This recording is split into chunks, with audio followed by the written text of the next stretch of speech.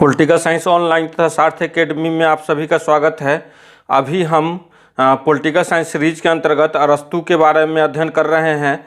आज हम इस वीडियो में अरस्तु के शासन प्रणाली के वर्गीकरण का सिद्धांत देखेंगे। इससे पहले कि हम इस टॉपिक की शुरुआत करें, आप लोग से निवेदन है कि यदि आपको यह वीडियो अच्छा लगे तो इसको लाइक कीजिए, और यदि आप इस पॉलिटिकल साइंस सीरीज से जुड़ना चाहते हैं तो इस चैनल को सब्सक्राइब कीजिए। तो आइए अब हम अरस्तु के शासन प्रणाली के वर्गीकरण का अध्ययन करते हैं। सबसे पहले हम अरस्तु के जो नगर का परिभाषा दिया गया है, नगर और नागरिक कहते हैं कि नगर जो है नागरिकों का समूह है। यहाँ नगर और राज्य में अंतर नहीं था, क्योंकि उस समय में एथेंस में जो राज्य हुआ करते थे उसको नगर राज्य कहा जाता था। तो इस तरह से जो अरस्तु का कहना है कि राज्य जो है नागरिकों का समूह है और उसकी शासन पद्धति जो है वो नागरिकों के सामूहिक जीवन का प्रबंध है। यानी कि जो नागरिकों का सार्वजनिक जीवन है उसका जो प्रबंधन होता है वो शासन के द्वारा किया जाता है। अरस्तु अपने शासन प्रणाली का वर्गीकरण देने से पहले उस समय के 158 संविधानों का अध्ययन किया था। यानी कि ये जो 158 संविधान है उसको अध्ययन करने के पश्चात ही अरस्तु ने संविधान का अपना वर्गीकरण प्रस्तुत किया है। अरस्तु ने जो संविधान का वर्गीकरण प्रस्तुत किया था वो कई आधारों पर किया था, जिसमें कि जो मुख्य आधार थे वो यहाँ पर चर्चा की गई है।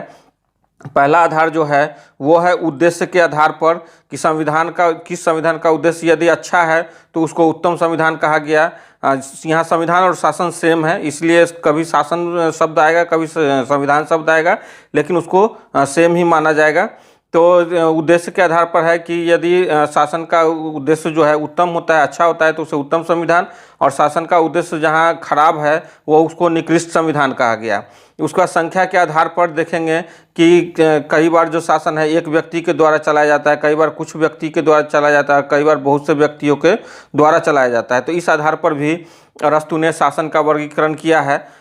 तीसरा जो है वर्गहित के आधार पर। वर्गहित कहने का मतलब यहाँ है कि शासन जो होता है वो किस वर्ग के हित के लिए काम कर रहा है। कई बार होता है कि शासन जो है सार्वजनिक हित के लिए काम करता है, यानी सभी के लिए हित के लिए काम करता है, लेकिन कई बार ऐसा होता है कि वो किसी विशेष वर्ग के हित के लिए काम करता है। जैसे कि धनिक तंत्र है। धनिक तंत्र में क्या होता है, धनिक वर्ग है उनके हितों के लिए काम किया जाता है। जैसे प्रजातंत्र है, प्रजातंत्र में क्या होता है, गरीब लोगों के हित के लिए काम किया जाता है। तो इस प्रकार एक गरीब वर्ग है जिनके हित की पूर्ति जो है प्रजातंत्र में की जाती है। इसी तरह जो निरंकुश तंत्र है, निरंकुश तंत्र में क्या होता है कि जो शासक परिवार है उनके हितों का ध्यान में रखा जाता है। तो इस प्रकार वर्ग हित के आधार पर भी शासन का वर्गीकरण अरस्तु ने किया है। उसके बाद योग्यता के आधार पर। यहाँ योग्यता के आधार पर कहने का मतलब है कि किस शासन पद्धति में किसी भी पद और शासन में भाग लेने का योग्यता क्या रखा जाता है। जैसे कि राजतंत्र है, राजतंत्र में गुण को योग्यता माना जाता है कि जो गुणी व्यक्ति होंगे वही शासन में भाग लेंगे। जैसे धनिक तंत्र है या कुलीन तंत्र है, उसमें संपत्ति को आधार माना जाता है कि जो संपत्तिशाली वर्ग होंगे वही शासन में भाग लेंगे। कई शासन प्रणाली है जिसमें कि स्वतंत्रता और समानता को आधार बनाया जाता है। जो व्यक्ति स्वतंत्र होंगे, समान होंगे, उन्हीं को शासन में भागीदारी दी जाएगी। तो इस प्रकार अरस्तु ने कई आधारों पर शासन का वर्गीकरण किया है, जिसमें कि हमने कुछ महत्वपूर्ण आधार को देखा। अब हम देखते हैं कि जो उन्होंने वर्गीकरण प्रस्तुत किया है कई आधारों पर, इस दृष्टि से देखा जाए तो मोटा मोटी हम इसको दो विभाग में बांट सकते हैं। पहला है प्राकृतिक या प्रकृत शासन पद्धति और दूसरा है विकृत शासन पद्धति। यहाँ प्रकृत शासन पद्धति में शासक अथवा शासक वर्ग सार्वजनिक हित को ध्यान में रखकर शासन कार्य चलाते हैं, इसलिए इसे प्राकृतिक या प्रकृत शासन पद्धति कहा जाता है। विकृत कहने का मतलब क्या है कि खराब शासन पद्धति।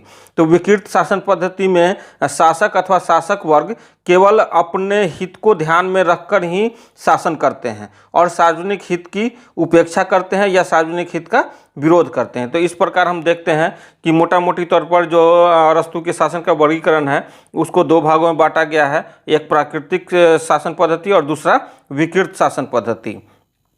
अब अरस्तु जो शासन पद्धति की परिभाषा देते हैं उसमें वो बताते हैं कि शासन पद्धति किसी राष्ट्र में शासक पदों अथवा सर्वोच्च शासक पदों की व्यवस्था का नाम है। कहने का मतलब ये है कि जो शासन का संचालन करते हैं, जो जिस पद पर बैठ करके लोग शासन का संचालन करते हैं, उस पद के अनुसार ही किसी भी शासन का पद्धति माना जाता है। जैसे कि राजतंत्र है, राजतंत्र में एक व्यक्ति शासन करते हैं। इसमें कुलीन तंत्र है, कुलीन तंत्र में कुछ व्यक्ति शासन करते हैं। तो इस आधार पर जो है ये कहते हैं कि जो सर्वोच्च शासक पद है उसी व्यवस्था का नाम जो है शासन पद्धति है। शासन सत्ता एक व्यक्ति के द्वारा, अल्पसंख्यक व्यक्तियों द्वारा अथवा बहुसंख्यक व्यक्तियों द्वारा चलाया जा सकता है। इस तरह शासन पद्धति के निम्न भेद बनते हैं। देखिए, पहला तो हमने बांटा प्राकृत शासन पद्धति और विकृत शासन पद्धति। अब प्राकृत शासन पद्धति में भी हम ये देखेंगे कि कितने व्यक्ति जो है सर्वोच्च पद धारण करते हैं और उसके आधार पर हम उसका और वर्गीकरण करते हैं। तो देखिए, इसमें तीन शासन पद्धति दोनों में दिया गया है, प्राकृत शासन पद्धति और विकृत शासन पद्धति। प्राकृत मतलब अच्छा शासन पद्धति और विकृत मतलब खराब शासन पद्धति। तो इसमें जो प्राकृत शासन पद्धति है उसमें अरस्तु ने 3 जो शासन पद्धति को रखा है, उसमें पहला है राजतंत्र, ये इसको इंग्लिश में मोनार्की कहा गया है। दूसरा है कुलीन तंत्र, इसको इंग्लिश में अरिस्टोक्रेसी कहा गया है। और तीसरा है वैधानिक जनतंत्र, इसको इंग्लिश में पॉलिटी कहा गया है। अब हम देखते हैं कि विकृत शासन पद्धति यानी खराब शासन पद्धति में किसको किसको अरस्तु रखते हैं। तो खराब शासन पद्धति में तानाशाही है, जो कि राजतंत्र का ठीक विपरीत है। दूसरा जो खराब शासन पद्धति है, विकृत शासन पद्धति, उसमें धनिक तंत्र है, इसको इंग्लिश में ओलिगार्की कहा जाता है, ये कुलीन तंत्र के ठीक विपरीत होता है। और तीसरा जो शासन पद्धति है, विकृत शासन पद्धति, वो प्रजातंत्र है, इसको इंग्लिश में डेमोक्रेसी कहा जाता है।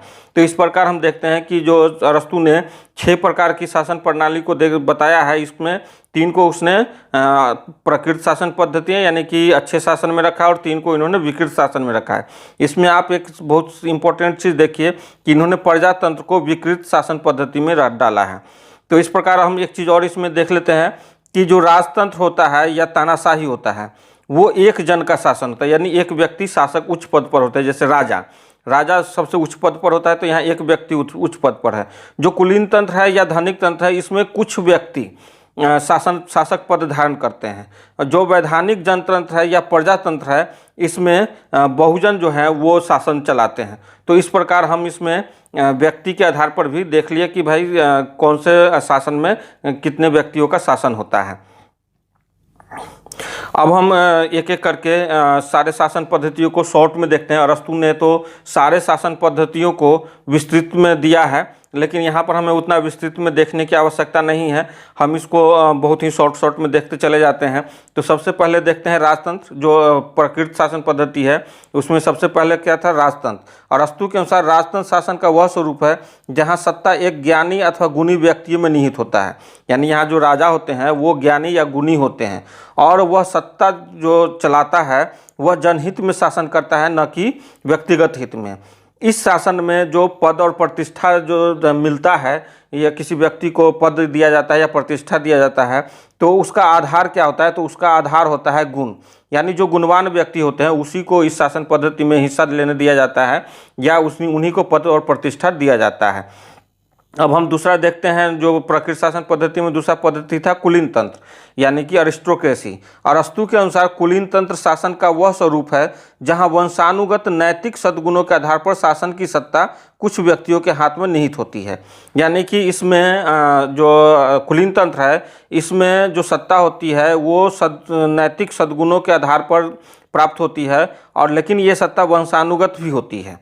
यानी बाप का जो पद होता है वो बेटे को भी मिलता है, लेकिन इसमें नैतिक सद्गुण को भी ध्यान रखा जाता है। यदि कोई किसी बाप का बेटा यदि नैतिक सद्गुणी न हो तो उसको पद नहीं मिल सकता है। इसमें जो पद और प्रतिष्ठा का जो आधार होता है, इसमें जमीन, संपत्ति और गुण तीनों तत्वों को मान्यता दी जाती है, लेकिन जो वरीयता दी जाती है गुण को अधिक वरीयता दी जाती है। इसी कारण इसको प्राकृत शासन पद्धति में रखा गया है। अब हम दूसरा देखते हैं, तीसरा इसका जो प्राकृत शासन पद्धति में शासन पद्धति है वो है वैधानिक जनतंत्र। अरस्तु के अनुसार वैधानिक जनतंत्र एक मिश्रित शासन व्यवस्था है, यानी कि यह 2 शासन पद्धति का मिश्रण है। इसमें कौन कौन शासन पद्धति है, धनिक तंत्र और प्रजातंत्र, इन दोनों का मिश्रण है। देखिए, धनिक तंत्र का आधार जो है संपत्ति है और प्रजातंत्र का आधार स्वतंत्र जन्म है। यहाँ पर धनिक तंत्र में धनी लोगों का शासन है और प्रजातंत्र जो है गरीब लोगों का शासन है।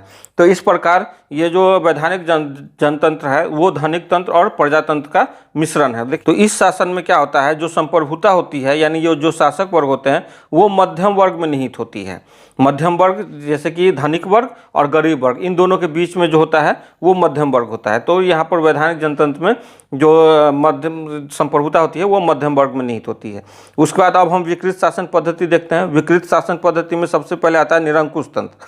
निरंकुश तंत्र में के बारे में अरस्तू का कहना है कि जब एक व्यक्ति पूर्ण अनुत्तरदायित्व के साथ मनमाने रूप से केवल अपने हित में शासन करे तो उसको निरंकुश तंत्र कहा जाता है। यानी कि निरंकुश तंत्र में अरस्तू जो कहते हैं कि जो व्यक्ति शासन करता है, एक ही व्यक्ति शासन करता है, ये किसी भी उत्तरदायित्व को अपने ऊपर नहीं लेता है और मनमाने रूप से जो मन करे वैसे वैसे वो अपने हित में शासन करता है। तो ऐसे शासन को निरंकुश तंत्र कहा जाता है। ये अरस्तू ने यह भी बताया है कि निरंकुश तंत्र की उत्पत्ति जो है धनिक तंत्र से होती है। धनिक तंत्र में क्या होता है कि जब गरीब और धनी वर्गों में फूट और संघर्ष हो जाता है तब निरंकुश तंत्र का उदय होता है। तो इस प्रकार अरस्तू ने निरंकुश तंत्र के उदय का भी आधार बताया है कि कैसे निरंकुश तंत्र उत्पन्न होता है। उसके बाद अब इसका विकृत शासन पद्धति का अब हम अगला देखते हैं। विकृत शासन पद्धति का अगला है धनिक तंत्र। धनिक तंत्र में अरस्तू के अनुसार धनिक तंत्र उस संविधान को कहते हैं जिसमें धनी और अभिजात वर्ग लोग शासन का संचालन करते हैं एवं साथ ही वे अल्पसंख्यक भी होते हैं। यानी कि बहुत कम संख्या में जो धनिक वर्ग हैं वो इसमें शासन का संचालन करते हैं।